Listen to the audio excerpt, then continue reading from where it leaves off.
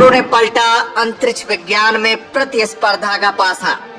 दोस्तों, इसरो स्पेस विज्ञान के क्षेत्र में एक ऐसा कदम बढ़ा लिया है जो भारत को स्पेस टेक्नोलॉजी में दुनिया से कई मीलों नहीं बल्कि कई प्रकाश वर्ष दूर कर देगा। भारत ने साउंड की स्पीड से चलने वाला एक रॉकेट का निर्माण कर लिया है। भारत की इस कामयाबी से स्पेस एक्स और ब्लू ओरिजिन जैसी बड़ी कंपनियां सदमे में आ गई हैं। दरअसल दोस्तों, भारत ने एक ऐसे शक्तिशाली रॉकेट को अंतरिक्ष में पहुंचा दिया है जो अंतरिक्ष की दुनिया में नई क्रांति ला देगा।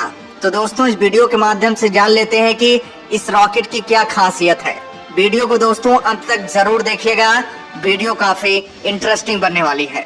दोस्तों, इसरो ने विक्रम एस रॉकेट को पृथ्वी की निचली कक्षा में पहुंचाने में बड़ी उपलब्धि हासिल की है।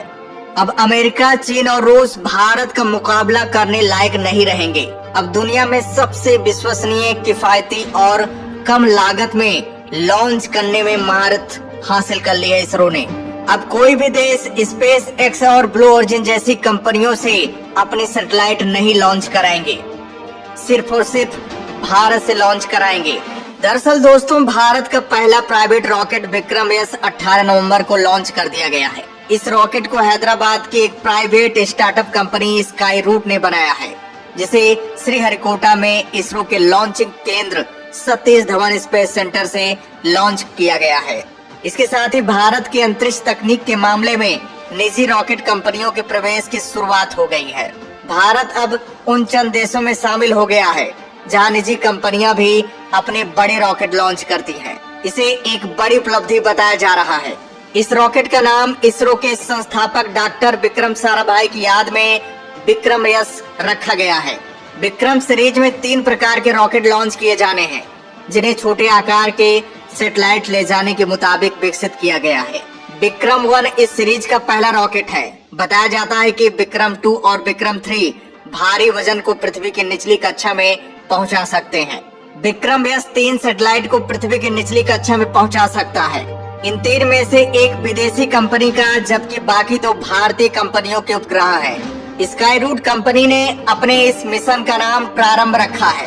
अब भारत में सैटेलाइट भेजना टैक्सी बुक करने जैसा आसान हो जाएगा। अरबपति एलन मस्क की स्पेस एक्स कंपनी ने अमेरिका में हालिया रॉकेट लॉन्चिंग के लिए अंतरराष्ट्रीय स्तर खूब सुर्खियां बटोरी। ऐसा लगता है कि ये ट्रेंड भारत भी पहुंच गया है। इसरो के पूर्व वैज्ञानिक पवन कुमार चंदर और नागा भारत डाका ने 2018 में एक स्टार्टअप के रूप में स्काई रूट एरोस्पेस की स्थापना की थी। इसके सीईओ पवन कुमार चंदर ने बताया कि इस मिशन के लिए इसरो की ओर से कई तकनीक सुविधाएं मुहैया कराई गई हैं। विक्रम एस रॉकेट एक सिंगल स्टेज सब ऑर्बिटर व्हीकल है जो 3 अलग अलग कंपनियों के सैटेलाइट ले जा सकता है। सब ऑर्बिटर रॉकेट अंतरिक्ष में जाता है और फिर धरती पर गिर जाता है, उसी तरह जैसे पत्थर फेंका जाता है। गिरने में इन्हें 10 से 30 मिनट लगते हैं। इन रॉकेट्स को साउंडिंग रॉकेट भी कहा जाता है। यहाँ साउंड से मतलब पैमाने से है। देश के पहले प्राइवेट रॉकेट विक्रम एस का वजन 500 से 550 किलोग्राम है। यह एक सब ऑर्बिटर लॉन्च रॉकेट है। विक्रम एस की लॉन्चिंग को इस बार सस्ता रखने की कोशिश की गई है। इसके लिए इसमें आम ईंधन की जगह LNG मतलब लिक्विड नेचुरल गैस और लिक्विड ऑक्सीजन का इस्तेमाल किया गया है। ये रॉकेट समंदर में गिरने से पहले धरती की सतह से 101 किलोमीटर की ऊंचाई को हासिल करेगा। विक्रम एस दुनिया का पहला ऑल कंपोजिट रॉकेट है। इसमें 3D प्रिंटेड सॉलिड थ्रस्टर्स लगे हैं। इनका काम स्पिन कैपेबिलिटी को संभालना है। दोस्तों, ब्लू ओरिजिन और स्पेस एक्स जैसी कंपनियों को टक्कर देने के लिए हमारा भारत भी स्पेस टूरिज्म के क्षेत्र में अपना कदम बढ़ा दिया है।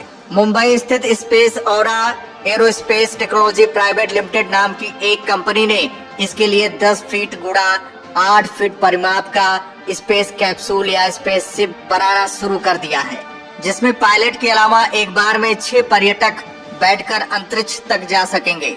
हालांकि स्पेस कैप्सूल पृथ्वी के ऊपर 35 किलोमीटर के दायरे में ही रहेगा। देहरादून में एक विश्वविद्यालय में चल रही विज्ञान प्रदर्शनी आकाश तत्व में कंपनी ने असली स्पेस कैप्सूल SKAP-1 का प्रोटोटाइप भी पेश किया है, जिसे वैज्ञानिकों और आम जनता दोनों की जबरदस्त प्रतिक्रिया मिली है। अब कोई भी इंसान स्पेस में कम लागत में सैर कर सकता है। अभी तक स्पेस एक्स और ब्लू ओरिजिन जैसी कंपनियां अंतरिक्ष में इंसानों को सैर कराती थी, लेकिन उनका जो बजट था काफी महंगा था। लेकिन हमारा भारत विश्वसनीय और किफायती और कम लागत में अब किसी भी इंसान को अंतरिक्ष में सैर करा सकता है। कंपनी ने अपनी अंतरिक्ष उड़ान शुरू करने के लिए 2025 का लक्ष्य निर्धारित किया है।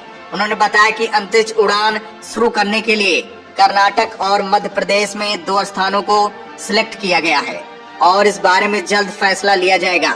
सभी जरूरी आधुनिक सुविधाओं और जीवन रक्षक और संचार प्रणाली से लैस स्पेस कैप्सूल को एक हाइड्रोजन या हीलियम गैस से भरे हुए एक स्पेस बैलून की सहायता से समुद्र तल से 30 या 35 किलोमीटर ऊपर ले जाया जाएगा, जहां पर्यटक करीब 1 घंटे तक पृथ्वी की सतह और अंतरिक्ष का नजदीक से दीदार करने के साथ ही उसे महसूस भी कर सकेंगे।